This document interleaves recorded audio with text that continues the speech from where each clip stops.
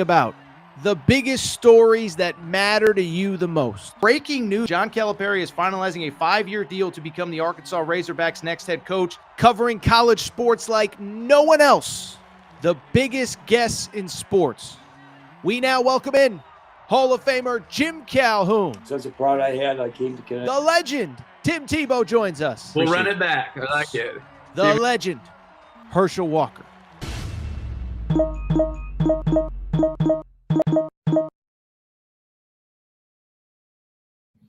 Welcome in, everybody. Little Thursday morning edition, Aaron Torres Sports Podcast. I'm your host, Aaron Torres. Hope everybody's doing well. Hope everybody's having a great day. When I tell you we got a jam-packed episode of the Aaron Torres Pod, this thing is loaded to the gills. Now, I'll be honest, I have to be off air at noon Eastern. You know why? I am interviewing UConn football star Joey Fagnano. Yes, that is the quarterback, 25 touchdowns, no interceptions. So I will have that interview on the pod stream later today. Right now, the focus is, though, on a monster couple days ahead in college football. This is what you need to know. We're going to open the 2 mega showdowns this weekend. Texas, Georgia, Alabama, Oklahoma. I'm going to make my picks. We're going to preview them, all that good stuff. From there certainly are some interesting conversations going on around the Arkansas Razorbacks football program. James Franklin. They're whispers. They're only whispers, but I'll tell you what. Never has a coaching search had more people who know a guy, who know a guy, who knows a guy that it's definitively done than Arkansas with these James Franklin rumors. What's fact? What's fiction? We'll discuss that. By the way, has Auburn basically found their next head coach? We'll discuss that. And then I do want to wrap one other story that I did see a little bit off the radar. Ole Miss hosting Florida this weekend. That game, of course, is intriguing for reasons that have nothing to do with anything on the field. Thought it was interesting, though, because a very interesting name has come to the defense of DJ Lagway, who is certainly struggling this year. And I think it's interesting as we start to look at what DJ Lagway's future is. So we will discuss all that throughout the show. Before we get started, a couple quick reminders. Make sure you're subscribed to Aaron Torres Pod YouTube channel on YouTube. You know, a little bit of a quieter week, but stuff happens. But you need to subscribe because new clips and videos going up every single week. We really do, every single day, we really do appreciate your support. Live shows, clips from the show, interviews. Make sure you're subscribed. Also, make sure you're subscribed on Apple, Spotify, and wherever you get your podcasts. Speaking of podcasts, speaking of everything that we do here in the Aaron Torres media space, I do want to thank our official hotel and casino partner of the Aaron Torres Pod. That is Circa Casino and Circa Sportsbook. Okay, we'll be talking about week 12 of the college football season in just a minute. I'll give you some week 12 lines, and they are provided by our casino and hotel partner, Circa. Listen, bottom line is if you're going to Vegas over the next whenever you're in Vegas, whether it's for the Players era, whether it's for New Year, whatever it is, if you want to watch games, there is no better place to check out games than Circa Casino in Las Vegas. They got the beautiful brand new sports book. The stadium swim setup is unbelievable. The outdoor, basically sports book / sports bar. But here's the great thing. I know that not all of you can make it to Vegas all the time. And so how about this? Circa has opened up a brand new casino, a brand new sports book at Mint Kentucky Downs in Franklin, Kentucky. And so if you can't get out to Vegas, this is the place that you have to go to check out whatever game you want to watch. College football, college basketball. We got this crazy YouTube TV dispute. YouTube's great, by the way. We love YouTube. Streams our show every day. But this YouTube TV dispute is not going away. And basically, if you want to watch games, Circa Sportsbook is the best place to do it. As I said, it is our hotel and casino partner, and they do have the brand new sportsbook, Mint Kentucky Downs in Franklin, Kentucky. Make sure to check it out. By the way, if you head over there, tag at Circa Sports, at Aaron_Torres, so they know that Torres sent you. We appreciate Circa support, and we appreciate your support of the Aaron Torres Pod. With that said, it is a busy Thursday heading into a wild weekend of college football. There is no more time to waste. So, folks, let's go ahead and get to the topic of the day. Topic of the day, jam-packed weekend. We've largely stayed away from doing like the deep dive college football previews on this channel. I just think it's a pretty oversaturated market. I don't like giving picks out on Monday and Tuesday. I think it's kind of corny, actually, if I'm being perfectly honest. I think you got to wait for injuries. You got to wait for this. You got to wait for that. But I'd also be remiss if we did not talk about the two mega showdowns in the SEC this weekend. You can't quite call them playoff elimination games, but Oklahoma at Alabama, Georgia at hosting Texas, top 15 matchups, the pair of them. I do think for Oklahoma, it's probably a playoff elimination game, maybe Texas as well. So let's go ahead and dive into those two games. I actually want to start with the late game. By the way, Luke in the chat does say, hey, people, hit that subscribe button. We appreciate your support, Luke. Luke, you got something special coming to you. We appreciate your support of the show. Thank you for the email. All right, that's it. Busy Thursday. No more time to waste. Two mega showdowns. I do want to start. I know it's technically the late game as the light again goes out. We have so many issues with this light in this house. It is so annoying. Give me 1 second here. And I am on a short time frame here too. So this is awesome. Really love this. Hold on 1 second.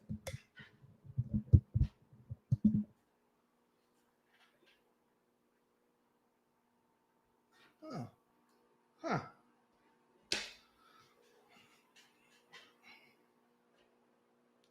One more second, people.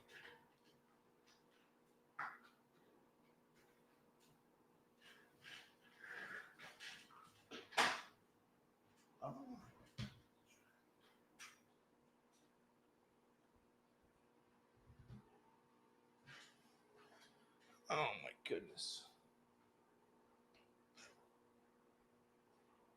Give me 1 more second.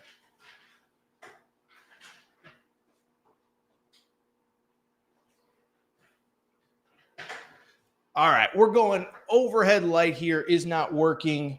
Yeah, I don't know what's going on with this puppy right here, but I'll tell you what, no more time to waste. I don't like the way this looks, but producer Matt says I look good. So with that said, give me 1 more second. We're going to go pseudo dark mode here. It's like the night vision college football uniform.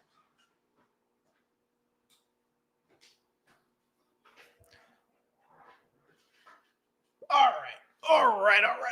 This is unbelievable. This is happening. Oh, all right. Let's see how long that light stays on. We have an overhead light here where I do the show, and let's see how long this lasts. All right. With that said, it's a busy Thursday in sports.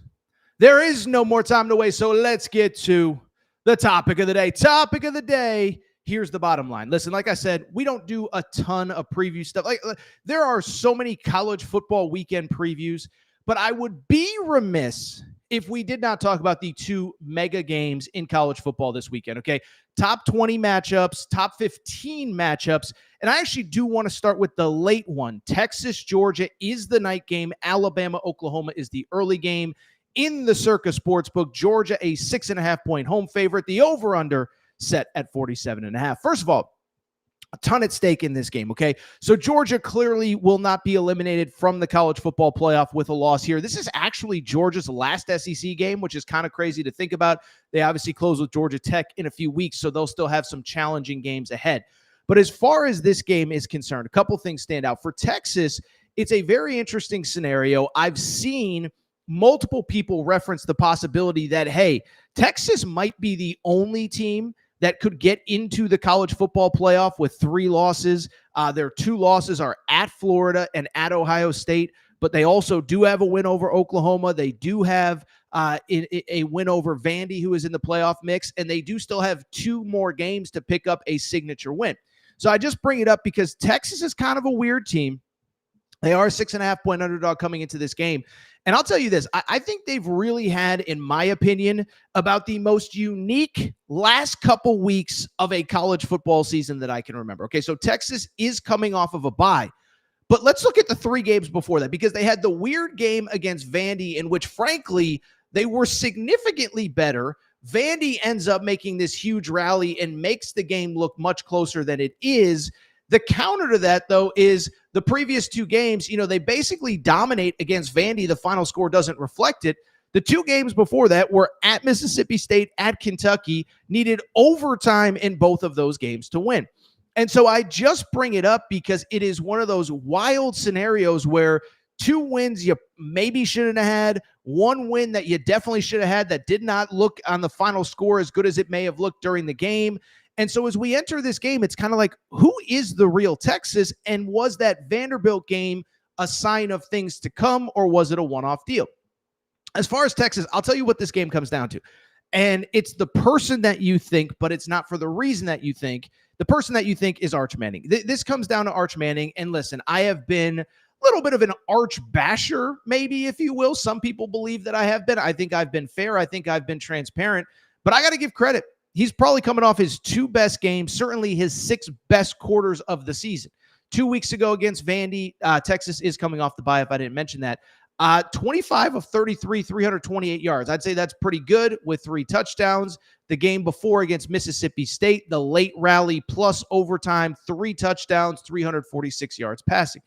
And so to me, he is the most important player in this game.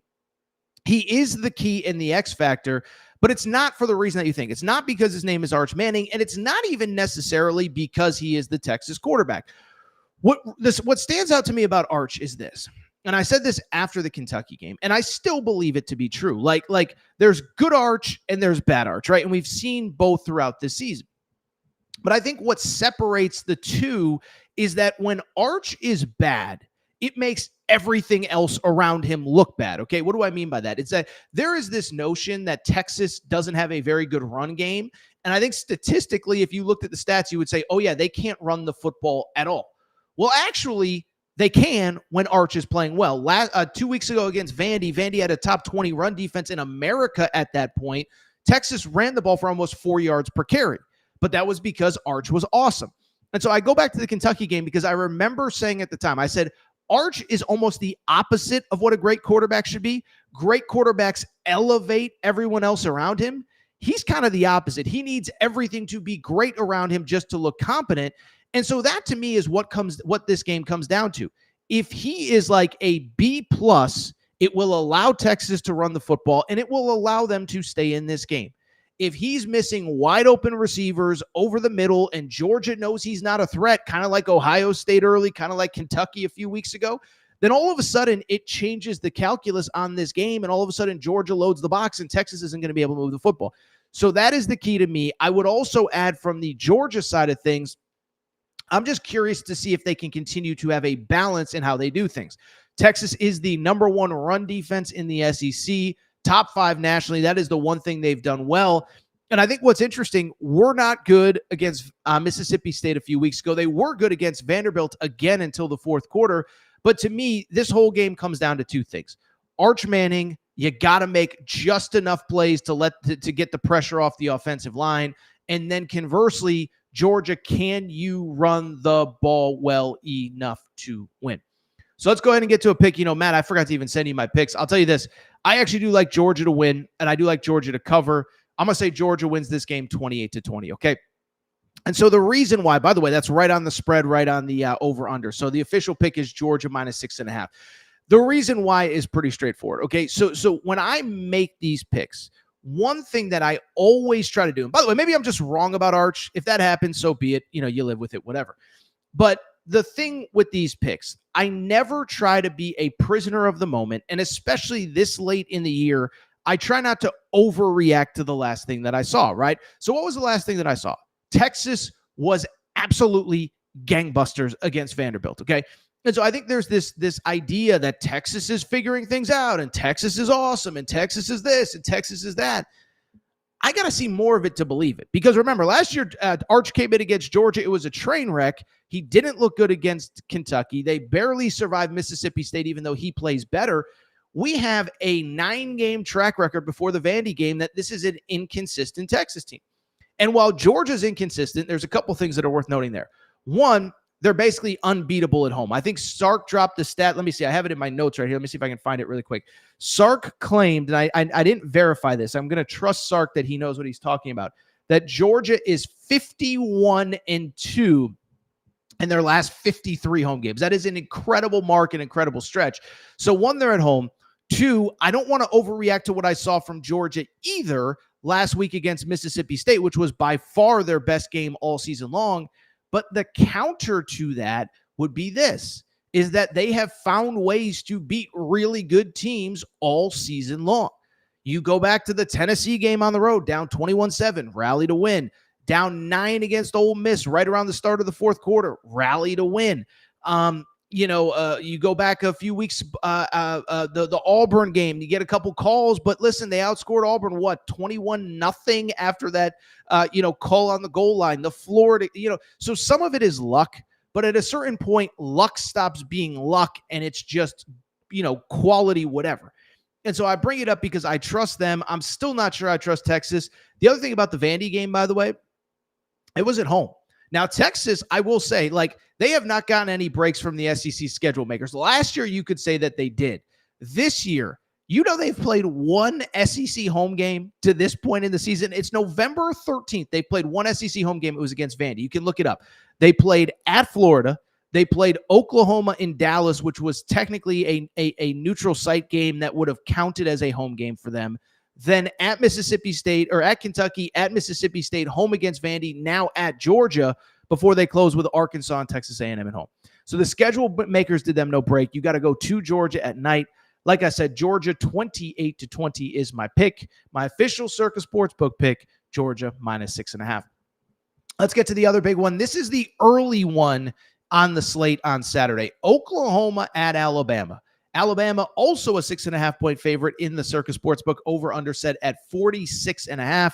All these lines, again, provided by Circa Sportsbook. You can download the app in Illinois, Iowa, and Kentucky, as well as Nevada. All right, so as far as this game is concerned, I will say stakes are a little bit different for Oklahoma. Oklahoma, to me, is almost the South Carolina of this year. Remember, last year, South Carolina finished 9-3. It was a great year. But when you looked at the losses, you couldn't really make the playoff argument for them because they lost to Alabama, they lost to Ole Miss, who were also 9-3 and in that playoff picture. Well, Oklahoma's kind of the same. They already lost to Ole Miss. They already lost to Texas. Those are two teams in the playoff mix. If you lose this game, you don't really have a leg to stand on. The Michigan win, maybe. But beyond that, you don't have those great wins on the resume that are needed to make a playoff push. So they have to win this game. And they're going to an Alabama team that listen, I have been the number one I was certainly the anti-Kalen DeBoer advocate after the Florida State game. I said about 3 or 4 weeks ago, after they had that stretch of 4 straight ranked wins at Georgia, Vandy and home, at Missouri and Tennessee, I said that I thought they were the best team in college football. I don't think I can make that claim anymore. And listen, I think you can look at last week's game against LSU as it's a rivalry game and LSU has dudes on defense. Well, if LSU has dudes on defense, where were they against Texas A&M 2 weeks before? Because Texas A&M ran the ball up and down the field on them. And that is officially the biggest concern with Alabama. The run game has basically abandoned them, okay? So the run game has abandoned them last week against LSU, and I know LSU has good personnel, but guess who does as well? Oklahoma.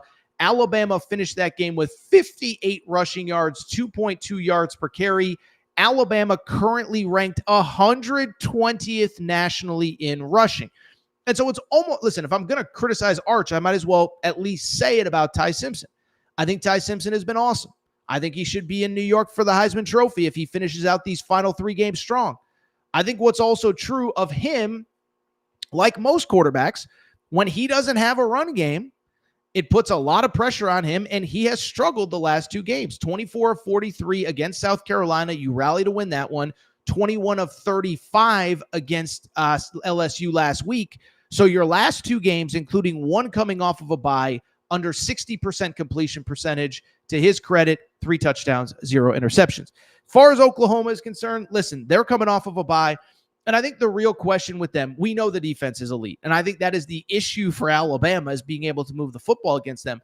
But conversely, what is the Oklahoma offense? What is the Oklahoma offense? That to me is the $1,000 question, the $1 million question coming into this game. Because all season long, they've kind of relied on John Mateer. And let's call a spade a spade. John Mateer actually has not been very good In his defense, he had the injury, but I would counter by saying that, even John Mateer basically said going into the Tennessee game a few weeks ago, like, that's not an excuse. I'm not playing well enough, okay? And so you look at Mateer, he actually hasn't been very good this year. On the season, 64% completion percentage, under 2,000 yards passing, 8 touchdowns, 7 interceptions. That's kind of wild when you think about it. Now, he, of course, has a couple rushing touchdowns. That's worth noting as well. 8 touchdowns, 7 interceptions. Now, part of it is he really had no run game to speak of until the Tennessee game a few weeks ago. Why does that matter? Against Tennessee, Oklahoma was able to run the ball 192 yards rushing, almost 6 yards per carry. The question is, can you do that against Alabama? I don't think that you can. And I do think that kind of leads me to my pick in this game. My best bet is actually the under. So my official Circa Sportsbook pick is the under of 46.5 in this game. I do have the under in this game. Listen, if you're asking me for a final score, I'll say Alabama, 21-17. But I think of the two games, and of course I'll be wrong, and on Sunday we'll talk about Texas beating Georgia and Alabama rolling Oklahoma. I actually think Oklahoma is more likely to pull off the upset. By the way, if Texas and Oklahoma both win, you want to talk about throwing the playoff rankings into a frenzy. Goodness gracious, what that would do there. But I bring it up because with Oklahoma, listen, the defense is elite. They had one bad game against Ole Miss, bounced back against Tennessee, okay? Conversely, Alabama's one-dimensional. They can't run the ball. And when you can't run the ball, it puts more pressure on your quarterback, and Ty Simpson, as I said, has not been the same guy. Now, my big question is, I don't think they'll be able to run the ball. This is Alabama successfully against Oklahoma against Alabama. That also puts pressure on John Mateer, who hasn't been good. So anyway, I bring it up. I think points are going to be at a premium. I will give Alabama the slight edge at home, 100,000 people, whatever. This is a game that, I don't feel great picking a winner. I would lean Alabama. I think Oklahoma can pull the upset, but I'll say Oklahoma loses this game to Alabama. Alabama 21-18 is the final score. Alabama 21-18 is the final score. So my two Circa bets for the two big games this weekend, we do have Georgia. I said 28-20, so I'll have a Georgia win and a cover, and I have Alabama 21-18, but my favorite pick is the under 21-17. But my favorite pick in this game is the under of 46.5. All right, so what we're going to do, we're going to take a quick break. I'm on a little bit of a tight schedule today. We're going to come back. Two very interesting stories in the coaching world. A lot of whispers around Arkansas. We're going to go ahead and talk about that. And also Auburn. Have they finalized the head coach? We'll discuss that. Also, a surprise name coming to the defense of DJ Lagway. Quick break. Be right back. All right, we're going to get back to the show in a minute. But before we do, I have so many people that reach out and say, Torres, you give me hours and hours and hours of free content every day, every month, every year. What can I do to help support the show? Well, you want to support the show and look good in the process. Make sure to check out and support the Aaron Torres Media merch store at aarontorresonline.com/merchandise. Some of you wondering, what can I get in that merch store, Torres? Well, Kentucky fans, we got our Mark Pope Hope and Pope t-shirts. That is right. Mark Pope, monster first year. Year 2 is going to be even better. Get your Hope and Pope t-shirt at aarontorresonline.com/merchandise. Arkansas fans, the Big Pig Invasion is coming. It is here. John Calipari has things rocking. Get your Big Pig Invasion tees. Again, aarontorresonline.com/merchandise. St. John's fans, we have our Big Rick Energy t-shirts. And if you're just a college basketball fan in general, guess what? Your March is for Day Drinking shirt. That is the shirt that you need year-round, but especially for the next NCAA tournament. You can order yours now. By the way, football fans, we got you covered too. Nebraska fans, new era, new rules, the t-shirt that you need before the start of this coming season. And oh, by the way, if you're a Colorado fan, if you're just a Coach Prime fan, we have our Dion shirts and hats, more of them than we know what to do with. So to check out the full line of Aaron Torres Media merch and also support the show, good news is we're going to have even more for the fall. Check out the Aaron Torres Media merch store at aarontorresonline.com/merchandise. And for more information, you can always reach out at Aaron Torres Podcast Questions at gmail.com. All right, everybody. I'm back. Good to be back. Good to be back. So, tell you what, do want to go ahead and talk a little bit about the craziness with the Arkansas coaching search. By the way, you know how wild this season has gotten. Get-in price for the Arkansas LSU game via SeatGeek, our official ticketing partner, $6. So, I'll discuss that. You need to get tickets. So let's go ahead and talk about SeatGeek really quick because they are America's #1 ticketing app, right? Maybe you're an Arkansas fan and you've given up on football, but you want to go to a basketball game. Maybe you're an LSU fan and all of a sudden basketball is more entertaining than your football team. Well, you need to go ahead and go to SeatGeek.com and you need to go ahead and use promo code Torres. Okay, so SeatGeek is America's #1 ticketing app, loaded over 28 million times, okay? And what I love about SeatGeek, every ticket rated 1 through 10, they give you a green dot or a red dot. Green means go ahead and purchase. Red means maybe you want to stay away from that. But I bring it up to very simply say that they take care of customers. They take care of you. They let you know what tickets are good, what tickets maybe you want to stay away from. But most importantly, I know why I really love them. They take care of listeners of the Aaron Torres pod. That is right. If you go to SeatGeek.com or download the SeatGeek app, if you use promo code Torres, that is promo code TORRES, promo code Torres gets you $20 off your first purchase. Paul in the chat went to Texas A&M Florida a few weeks ago using promo code Torres, got $20 off his first purchase. Others have done the same. We've had friends go to baseball games. By the way, it's not just college football, not just college basketball, concert shows, whatever you need tickets for. SeatGeek.com, promo code Torres, SeatGeek.com. Promo code Torres. With that said, let's go ahead and switch gears because coaching carousel, listen, half the SEC, there's this great debate about, is the SEC, it's whatever. The bottom of the SEC stinks, and the bottom of the SEC, half of these teams have given up. Florida has quit, okay? LSU, I think, has quit. By the way, I think that's why Arkansas may pull off the upset this weekend. But obviously, look, all of these schools are looking for head coaches. So let's go ahead and talk about a couple coaching searches that we haven't talked about in a few days. And I do want to talk about the Arkansas coaching search right now. Why is that? It is because it has certainly been an interesting few days for the Razorbacks and for those who follow them. Okay, so Arkansas, I could be mistaken. I think it was the first SEC job to open, one of the first nationally right alongside Virginia Tech and UCLA. And, we've gone through all the machinations of a coaching search. Early on it was, what about Gruden? Would Dabo leave Clemson? Then I think we got to kind of some of the realistic stuff or the more likely names is probably the right way to put it. I don't want to say realistic. But Alex Golish, his wife is from Arkansas. What does that mean? Ryan Silverfield at Memphis. Memphis just beat Arkansas. What does that mean? I'll be honest, like a total wild card. I don't understand why he's not getting more love. The Eric Morris guy down at North Texas who turns every quarterback into a superstar, Cam Ward, John Mateer, the kid he's got now.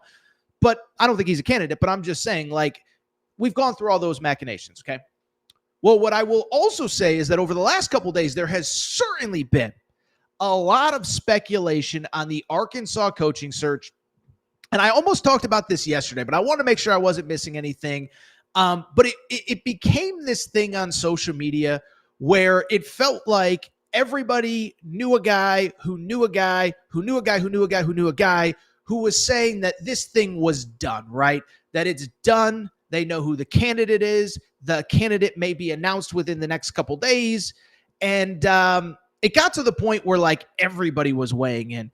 Matt, you could pop up the Brandon Walker from Barstool tweet who said, quote, "Oh my goodness, Arkansas football, emoji, eyes. Wow is all I can say. That would be impressive." Is he being sarcastic? Does he know something? Who knows? But he got into the fun. Also, on top of that, Bobby Bones, who is a big Arkansas fan, just put out the tweet of the eyeball emoji with the ear emoji with the boom emoji. So I guess he's either losing his hearing or he's seeing or hearing something pretty impressive.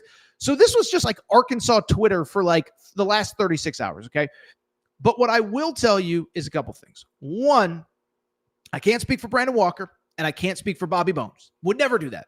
Like, I've actually been on Bobby Bones' show one time. Brandon Walker actually came on this show once upon a time a million years ago. Like both of them, respect both of them. I don't know what they're talking about. But what I do know is the number one name that everyone seems to be thinking about and talking about and excited about, it is one James Franklin, former Penn State head coach, available. He is one. He clearly wants to coach, and there is clearly a market for him. This isn't Billy Napier, who might have trouble finding another job. This isn't Brian Kelly, who knows what his future. James Franklin wants to coach again, and James Franklin will coach again. The big question is where. The early speculation was that it was Virginia Tech. Of late, though, there's a lot of Arkansas buzz. Can they actually close the deal? Some Arkansas Twitter accounts think it's getting done soon. I'll tell you what I know, what I think I know, and I'll settle fact from fiction, okay? So let's start with what this is like the old Peter King column, what I think I know, things I think I know.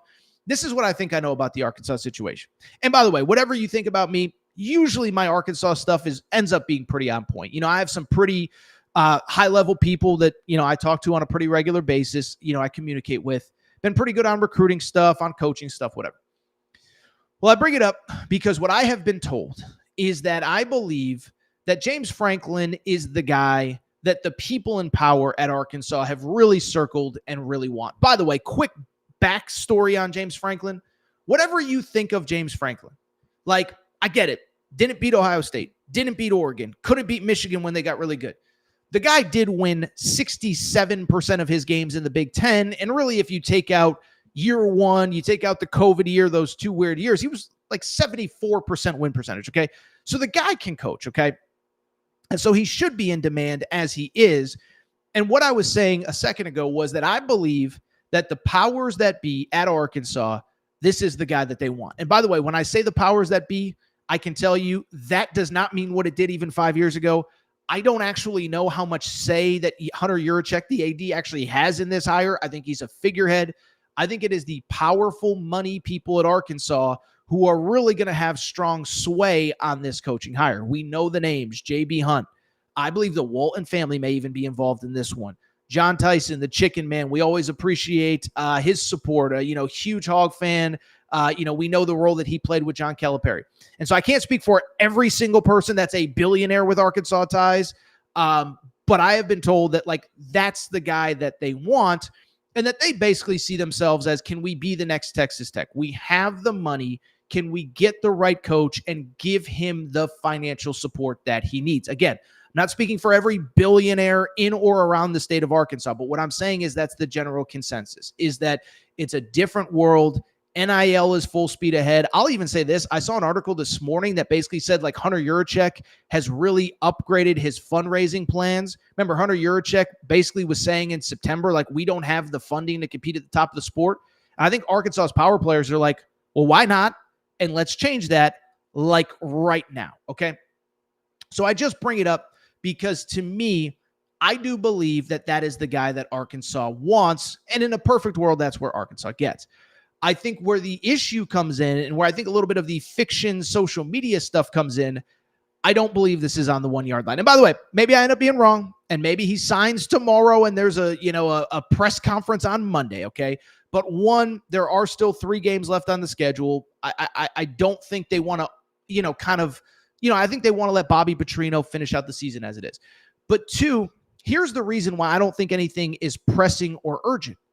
It's because there is no reason for James Franklin to be pressing or urgent, because he is, I would argue, outside of Lane Kiffin, he probably has the most leverage of anyone in this coaching carousel, okay?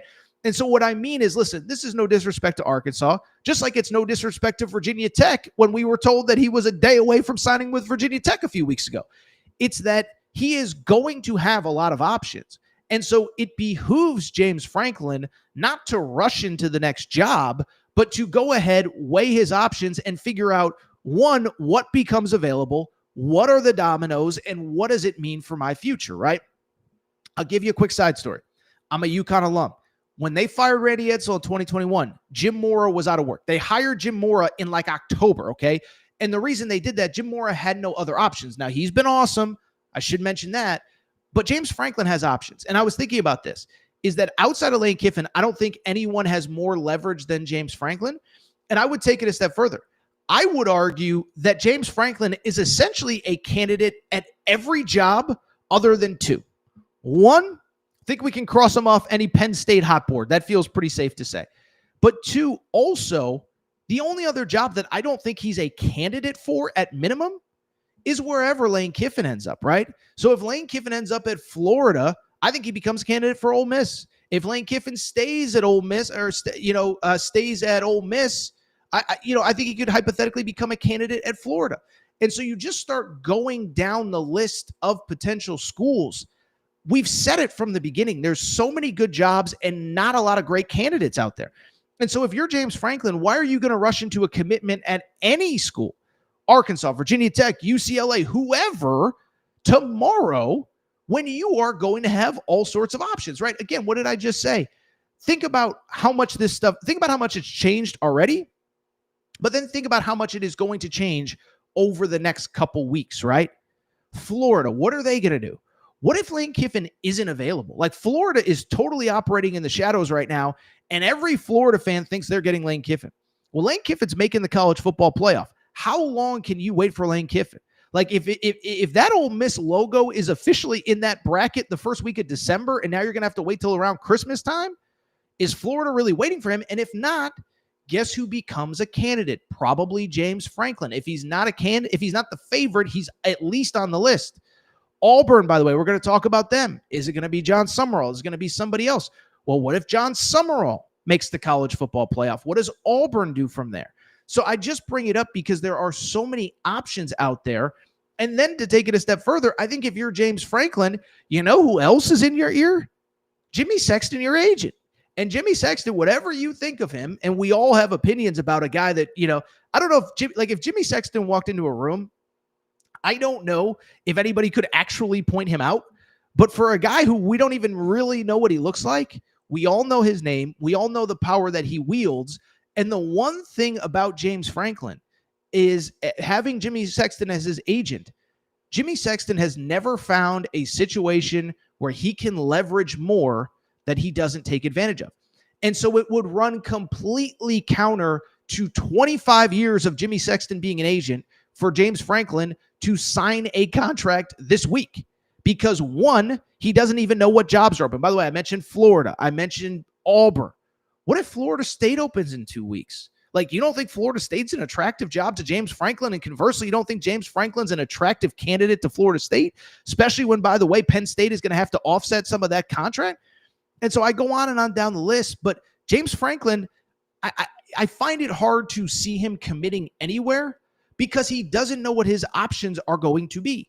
And then beyond that, once he decides where he wants to go, Jimmy Sexton is going to use James Franklin as leverage to get his other clients other jobs and to get James Franklin whatever he wants at his current job. So is it NIL money? Is it a salary pool? Is it some sort of facility? Whatever it is, James Franklin or Jimmy Sexton is going to use all these open jobs to get James Franklin whatever he wants at the job that he wants. So if he wants Arkansas, Jimmy Sexton is going to use, you don't think, by the way, love the national media, but we know the national media, outside of me, of course, they're little lapdogs. Whatever Jimmy Sexton wants them to say, they're going to say, okay?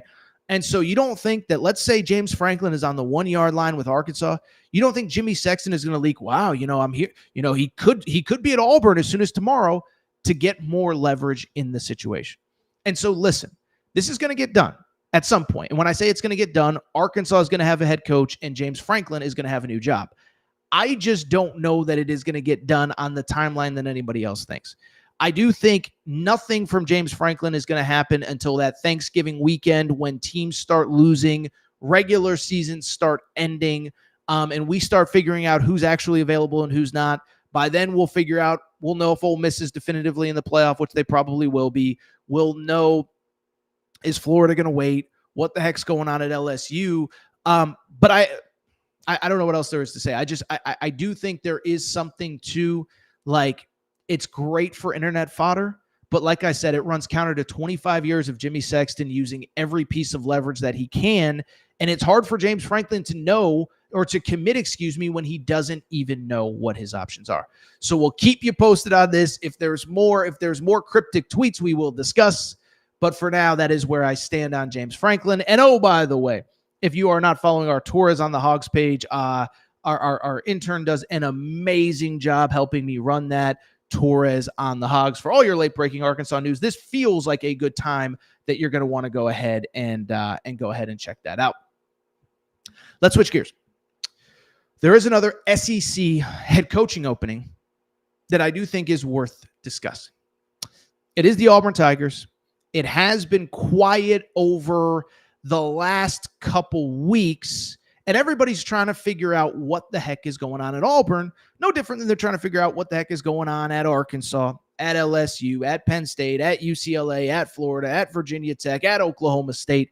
And I'm probably at this point missing another job or two that are open.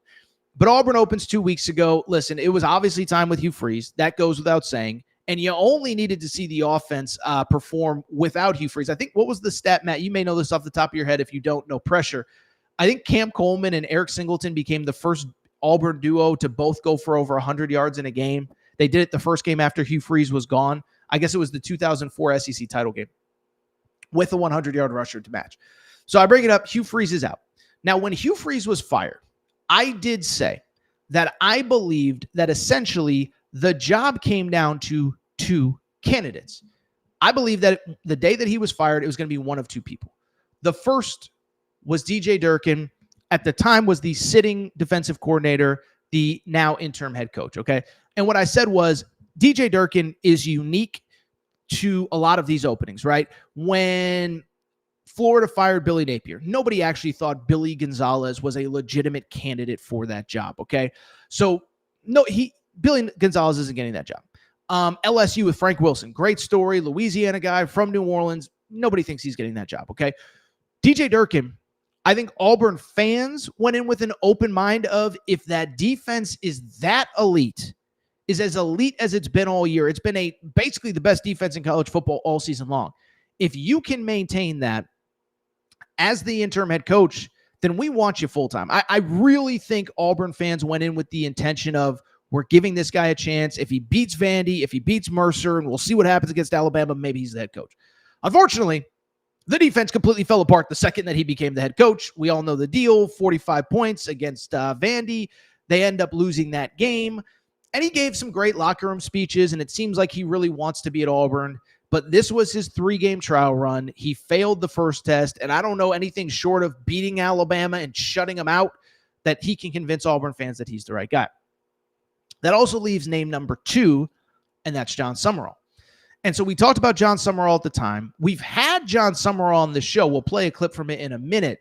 But any Auburn fan tuning in, we've talked to John Summerall, and we talked to him about other jobs, and we talked to him about other opportunities, but he is a name that is starting to emerge. And it's not just me that's saying it. As a matter of fact, just the other day, Pete Nakos on 3 obviously does an incredible job. He put out a tweet of basically an update on the Auburn search, and he said that he believes that Tulane head coach John Summerall is a serious contender and a name to know for the Auburn opening. Is he officially the favorite? I don't think we know, because I don't think John Summerall is tipping his hand. I think John Summerall is focused on the season at hand, but I do think it makes a lot of sense. The reasons it makes sense, Matt, you've been working on that one in the lab. I have not seen the John Summerall edit with the Auburn gear on. Maybe, or is that an edit? I know he was an assistant coach at one point, so maybe it's not an edit, but it looks pretty freaking good one way or the other. So John Summerall. All right. Why do I think it makes sense? Why do I think he's a candidate? Will he end up taking the job? So why I think it makes sense is for all of the obvious reasons that you already know. He is from the state of Alabama. You know, in this era, I do think the geography stuff does, matter. Listen, you could say it doesn't matter. Look at Brian Kelly. It was a mess. It didn't make sense, whatever. He's from the state of Alabama. His wife went to Auburn, feels important, knows the community, understands what they're getting into, whatever. And I do think the win-loss track record does matter in this specific case, okay?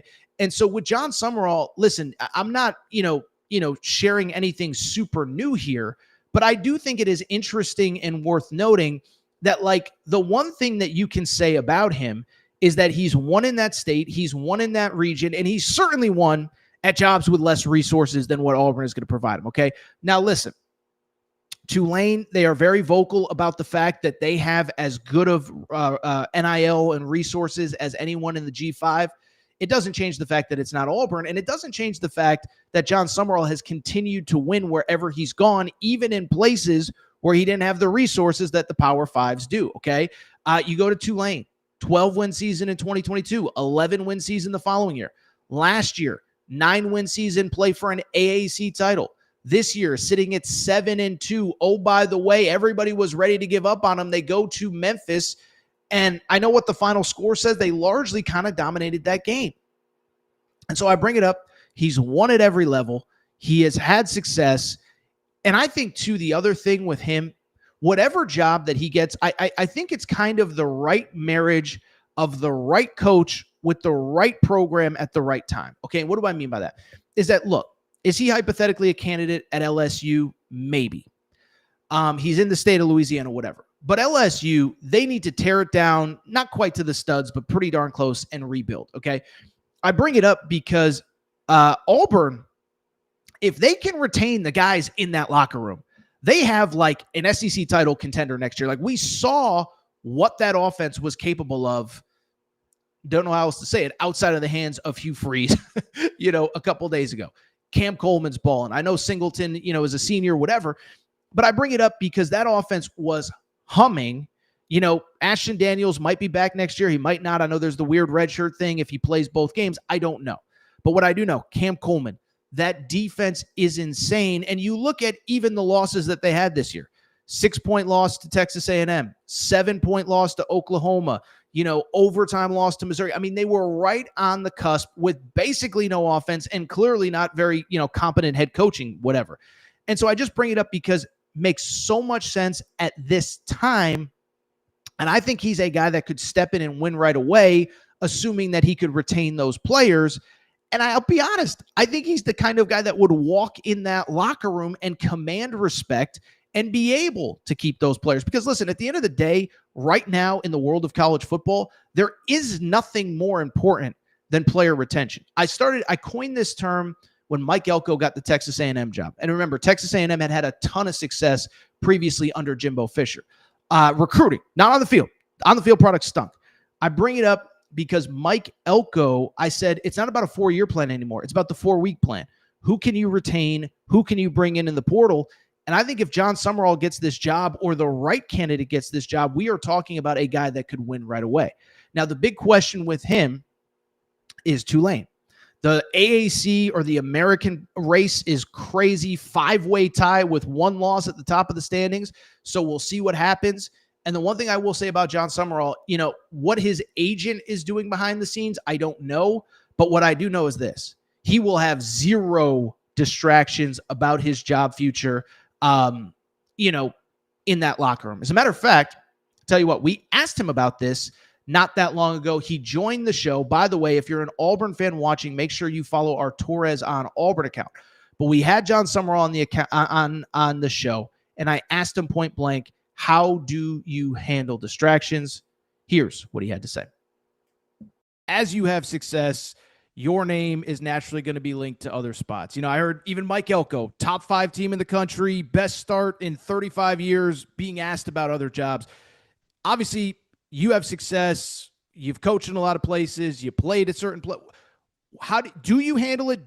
Is it a conversation that you have, or is it just, guys, we're full speed ahead? Because obviously there's a lot of outside noise about your name, but would be curious if it's something you even address with the guys. Yeah. So during the summer, we do a speaker series every Wednesday. I brought Kellen Moore over from the Saints, and he talked to our team one Wednesday. I brought a financial planner in one Wednesday. I bring different people in to talk to our team. The last Wednesday, I talked to the team before we start training camp. And I really just addressed with them on that Wednesday meeting in late July, like, guys, no distractions are going to come up with this football team. And what I mean by that is when things are going bad, there may be fans or people on like Twitter or whatever the heck it's called now that are calling for me to get fired, right? And when things are going good, they may try to speculate like, hey, coach could go here or do that, do something else. Same thing with the assistant coaches. Like Well, if we play a great offensive game, everybody's going to talk about, man, Coach Crack should be on this watch list for a job. Or if we play a bad offensive game, they're going to talk about, like, how do we get him out of here? Like, let's run him out of town.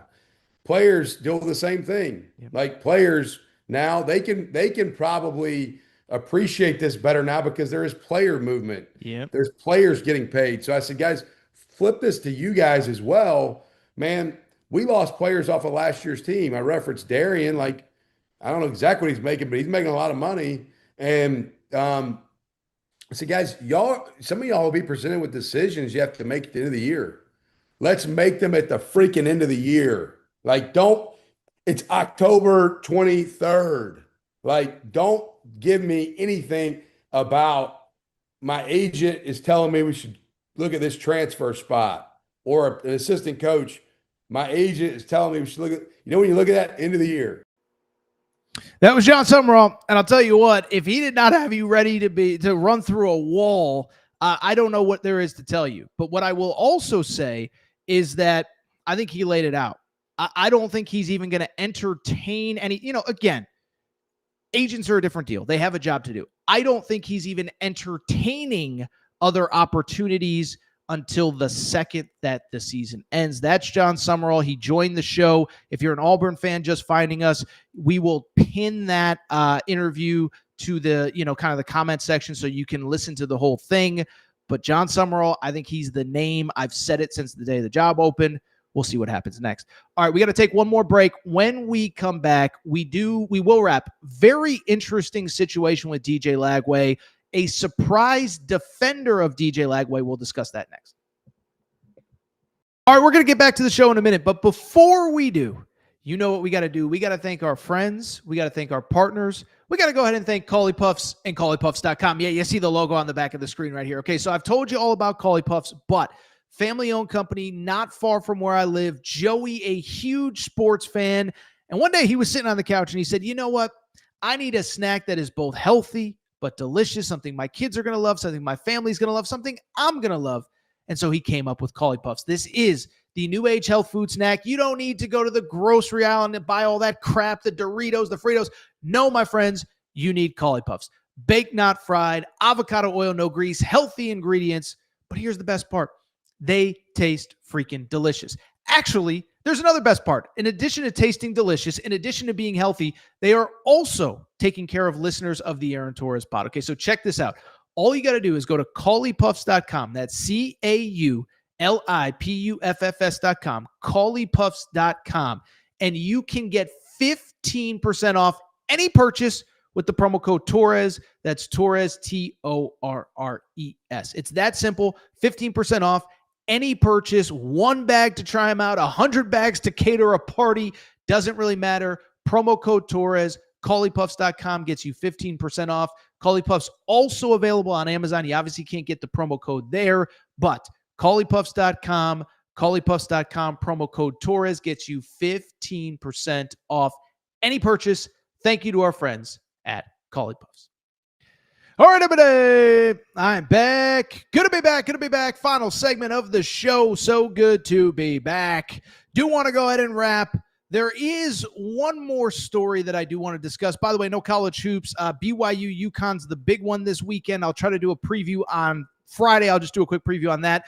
I will be interviewing Joey Fagnano, the UConn quarterback, 25 TDs, 0 interceptions this afternoon. We'll get it on the YouTube channel as well. I do want to wrap with a quarterback that certainly is not having the season that anyone, including me, including himself, expected. I got to go ahead and wrap with DJ Lagway. Okay, so DJ Lagway, we all know the backstory, okay? But DJ Lagway, 5-star guy, unbelievable. And last year, he was so awesome. Okay, listen, I know it's easy right now in the moment to talk about the state of Florida, to talk, not the state of Florida, but the state of Florida football, to talk about DJ Lagway. The bottom line is the guy was gangbusters last year, okay? It's been a disappointing year, but you can't take back what we saw last year. Was playing really well against Georgia before he gets hurt, beats LSU, beats Ole Miss late in the year. Oh, by the way, at Tennessee, played really well, led them to an overtime loss against a Tennessee team that made the college football playoff. And so I just bring it up. He was so good last year, and I feel bad. I can't speak for anybody else. I don't know about the Florida fans in the chat. I don't know if there's something I don't know. But I feel bad for him because it just clearly has not gone the way that he expected. And it's just been, he's been a metaphor for, I think, the disappointment in the Florida team this season. Just everything that could go wrong did. Well, I bring it up. And the reason I want to end on this topic is because I heard an interesting person come to the defense of DJ Lagway this week. So Florida is getting set to play Ole Miss. I think everybody knows the stakes there. Now, I saw Brett McMurphy, who I think generally does a pretty good job. He tweeted something to the effect of, could Florida knock Ole Miss out of the playoff? Like, I think even if Florida wins, I still think Ole Miss is going to the college football playoff unless they lose to Mississippi State in the Egg Bowl. Ole Miss this is their 11th game, so they only have 2 regular season games left, okay? But I bring it up because I don't think a loss knocks Ole Miss out of the college football playoff, but I do think that until Lane Kiffin signs an extension at Ole Miss or until Florida hires somebody who is not Lane Kiffin, that speculation will continue. Well, I bring it up because while the stakes are big on the field, I think off the field, it's an interesting conversation about who gets Florida and what happens next with this whole roster, including DJ Lagway. My buddy Trey Wallace did a good outline article this week on Outkick about the idea of wherever DJ Lagway goes, whether it's at Florida, he really needs to prioritize ending up with a QB whisperer. The hope is that he could stay at Florida. The hope is obviously that Lane Kiffin follows suit. Well, I bring it up because in the lead up to the Ole Miss Florida game this weekend, a surprise name came to the defense of DJ Lagway this season and his struggles, and that was actually Lane Kiffin. Now, of course, Florida fans took this and ran with it, and he wants to coach DJ Lagway, whatever, blah, blah, blah, blah, blah. I don't know all that. But what I do know is that he said at his Wednesday press conference, so Monday they have the local media, and then there's an SEC media press conference where everyone from around the SEC gets access to all 16 coaches. So on the Wednesday conference call, Lane Kiffin was asked about the progression that he has seen from DJ Lagway this season from this time last year. Lane Kiffin gave a very interesting answer. Matt, you can go ahead and pop the tweet. Lane Kiffin was asked, I said progression, the word was growth. He was asked about the growth that he has seen from DJ Lagway. Lane Kiffin said, quote, I don't know that I've seen growth, which I think sounds like a negative, but let's get through it. I don't know that I've seen growth. I do know this. I watched the guy beat us last year and play great and have one of the highest yards per completion of any player in the country last year.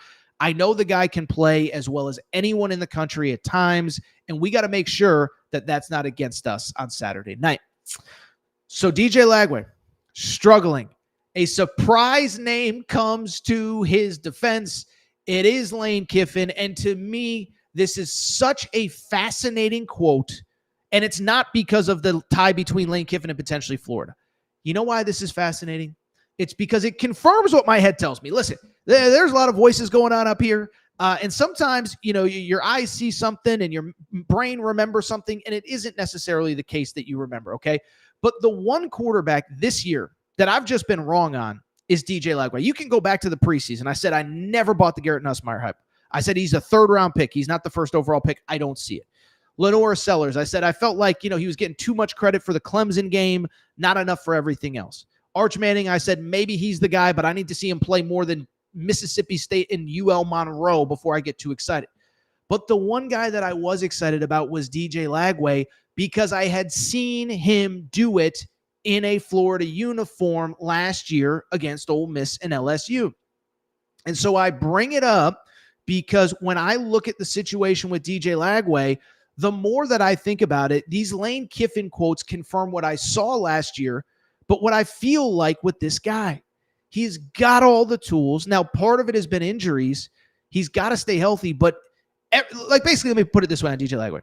It feels to me like everything that could go wrong for this guy did, and he just needs a fresh start. That's not necessarily not at Florida. I'm just saying he needs a fresh start because think about the perfect storm of things that went wrong for DJ Lagway this past season, okay? First of all, we forget it now. He didn't throw in the spring, had an injury to his shoulder, doesn't throw, whatever, ramps up over the summer. He didn't start regularly throwing until right around SEC Media Days. Then fall camp opens up. Guess what happens from there? Not good. He's in a walking boot, so he misses time during fall camp. Then he comes in. There's no excuse for the USF loss, and there's no excuse for his play overall. But I do think it's not like he had good coaching. Like, we can all call a spade a spade. I'm not rooting against Billy Napier, who, by the way, was at Georgia this week, which was kind of interesting, helping Kirby Smart game plan for Texas. But Billy Napier did this guy no favors. And what was clear was the offense regressed, but DJ Lagway regressed in large part because the offense regressed. I'd also say, on top of injuries, on top of really bad coaching courtesy of Billy Napier, guess what else? Injuries to his wide receiver. Dallas Wilson was out early. He comes back, immediately starts making plays against Texas. Eugene Wilson goes down late. Just injuries everywhere. So it was the perfect storm of everything that could go wrong. And I think Lane Kiffin was just answering an honest question about a quarterback, saying he hasn't been good, but that doesn't mean the tools aren't there. And so I bring it up because I really hope we get a healthy offseason from DJ Lagway, and I am absolutely fascinated to see what he could do with a healthy offseason this year and what it would mean for his future at the quarterback position. Give him the right coach. Give him an offseason of health. I think he can be back to being one of the best players in college football next year. Now, the big question is, would it be at Florida? We don't know. I don't even think DJ Lagway can answer that. We got to figure out who the next head coach is. I assume the next head coach would want DJ Lagway, but there's the possibility the next head coach could bring his own quarterback, whatever. But I'll still say, I think if DJ Lagway enters the portal, I think he becomes the number one prospect in that portal. And I know it hasn't been good this year, but it doesn't matter because the tools are there. And the other thing that these other guys don't have, like Arch didn't have a proof of concept in the offseason that it would work, that he's the guy. There's a proof of concept that DJ Lagway can win big games in the SEC when he's not banged up and he's got the right guys around him. So I feel bad for him. Feels like everything that could go wrong for that young man did. And I just hope wherever he lands, and I'm not speculating on portal stuff. I know Florida fans, I think, want to keep him. I don't even know. I just hope he gets the right coach and the right set of circumstances. I don't want to see the guy fail. It seems everybody loves him. Huge part of the Gainesville community is giving back some of his NIL money to women's sports. Just seems like a great kid. Lane Kiffin has his back, and darn it, Aaron Torres does as well. All right, I'll tell you what, I got to go ahead and get out of here because I'm interviewing Joey Fagnano here in just a few minutes. So Joey Fagnano, the UConn quarterback, 25 touchdowns, 0 interceptions. I'm going to get out of here. If you're not subscribed, and that interview will run tonight, by the way. Not subscribed, Aaron Torres Pod, make sure to do so. Apple, Spotify, wherever you get your podcast, please make sure to do that. Make sure to rate and review the show on Apple, Spotify. Make sure you're subscribed on YouTube. And thank you to our partners. SeatGeek.com, promo code Torres gets you $20 off your first purchase. Coley Puffs, 15% off when you use code Torres. And as Luke says, hit the subscribe button. If you're betting and you need a place to watch games in Kentucky, Circa Sportsbook, Mid-Kentucky Downs. If you're in Vegas, make sure to go to Circa. I got to roll. I'll be back Sunday morning, and I'm sure there'll be plenty to talk about. Shout out to Torrent Craig, Rachel, who hates my voice.